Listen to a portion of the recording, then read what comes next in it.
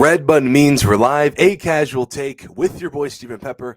Here to give a take off my chest. So, the Drake Maye era in New England will be official on Sunday. Drake Maye has been rumored throughout the week, but Drake Maye came out today and made it official. Drake Maye, New England era begins Sunday at home against the Houston Texans. And when I got the news, my reaction was like, this just feels a bit too premature. Listen, I know the season's over, and I heard the reports that Drake Maye's nearing to being the best quarterback in that room, but you cannot justify his first start being that spot.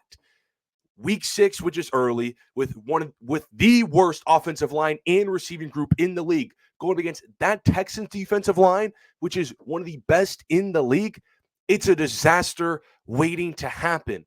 When you teach a kid how to drive, you usually first start him around the block slowly. You don't just drop him into the interstate going 75 miles an hour when it's busy. Like, the kid just got his temps. He's not even eligible to drive for another 6 months. He doesn't need to go that fast right away.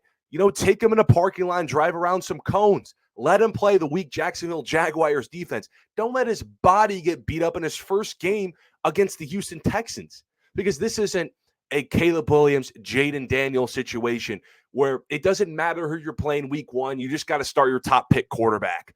We've known the Patriots' plan since the spring.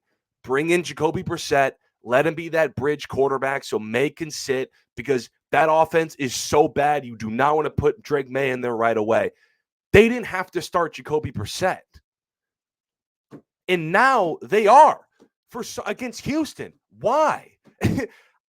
Listen, I don't feel comfortable that I think Drake Maye's good.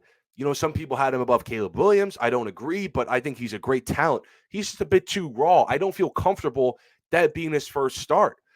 The only reason you can justify Maye starting in that spot is, hey, we're 1-4. The locker room might be out. Offense sucks. 12 points per game. We need a spark. But how can you create a spark when all you got is Flint, but you don't got Steele? Drake Maye's the Flint, but you don't have Steele. You don't have an offensive line that's good. You don't have receivers who can get separation. You have nothing for him to work with, and you're putting him against that Houston Texans defense, which we saw, speaking of Caleb, my guy Caleb got beat up, sacked 7 times in his second game with a bit of a better offensive line, with a much better receiving group. Drake Maye, very first start against that Texans defense with way worse weapons and a worse offensive line. How do you think this is going to go? Because this is a Patriots offensive line. Listen to these numbers. That is allowed 48.3% of their dropbacks being pressured. That is the most in the league by far, according to Next Gen Stats. And this is a Texans defensive line. D'Amico Ryans on the mic, Danielle Hunter, Will Anderson off the edge, Stingley as a corner. They're pressuring opponents 42% of the time. Most in the league. Danielle Hunter's got leading the league in pressures with 29. Now, pressures are a little skewed. I know Jacoby Brissett holds on the ball a little too long, and that's kind of also a reason why they're trying to start Drake Maye. But it's not like we haven't seen Drake Maye in the NFL before. A couple weeks ago, garbage time against the Jets, Thursday Night Football, a Jets defense that can't even generate a pass rush, and Maye got sacked twice. That's who they're throwing out against the defense of the Houston Texans. I get it. Other than Minnesota, whose quarterback's out for the season, all the other first-round top-pick quarterbacks, also not Michael Penix, but Washington, Denver, Chicago, they're parading around their quarterbacks 3-2. And you kind of want to be like, all right, we're 1-4, locker room kind of this, offense sucks. Let's just see what we got.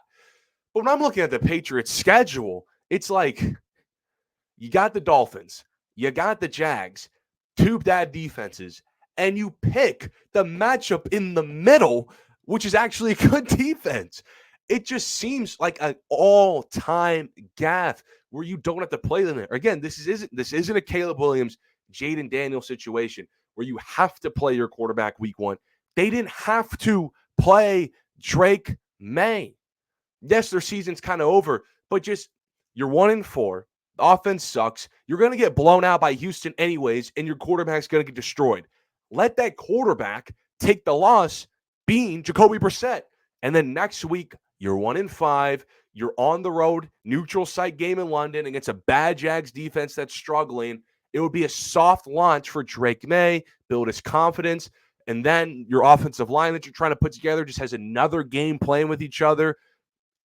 Drake Maye gets another week of practice, avoids all those hits, but you want to play him against Houston. It just feels like a big gaffe to me. Again, I also want to see Drake Maye play, and I knew he was going to play since the start of the season, but you played him now, week 6, against that team? I just don't feel comfortable. It just feels a bit premature. But I appreciate everyone for tuning in this episode of A Casual Take. Follow my social media to stay updated on all things related to the show. Till next time, see ya.